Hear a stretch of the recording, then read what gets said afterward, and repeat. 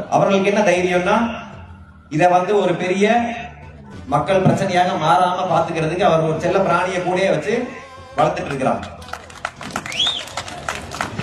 அது ஒரு செல்ல பிராணி, அதுக்காக புலி சித்தன் பேர் வச்சுக்கிறாங்களே தவிர அது ஒண்ணும் கிடையாது.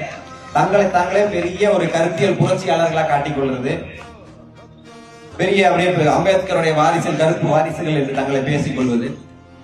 ஆனா மக்களுக்கு அடிப்படை பிரச்சனை எந்த இங்க தலித்து, எஸ்சி, ஆதிராவிடர் எல்லாம் அடையாளப்படுத்தி நிக்கிறோம்ல, இதுக்கெல்லாம் ஒரே இதா தளமா இருக்கிறது இடஒதுக்கீடு தானே. அது ஒண்ணுத்துக்கு தானே நம்ம இத்தனை இழிவையோ சுமாரி தாங்கிட்டு இருக்கிறோம்.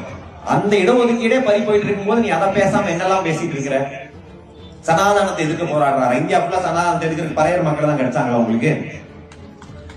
மதச்சார்பின்மையா? மதச்சார்பின்மை பறையர் மக்கள் தான் வச்சு நீங்க நாட்ட போறேன் நாட்டுல. அவர்களுக்கு நான் சொல்லிக் கொள்வது, வரலாற்றை திருப்பி பார்க்கும் பறைய சமுதாய இளைஞர்கள் திருப்பி பார்க்கும் போது நீங்கள் விடுதலை வாங்கி கொடுத்தவர்களா இருக்க மாட்டீங்க, அடிமைப்படுத்த பயன்படுத்த ஓநாய்களாக தான் உங்கள் பதிவாக்கப்படுவீங்க.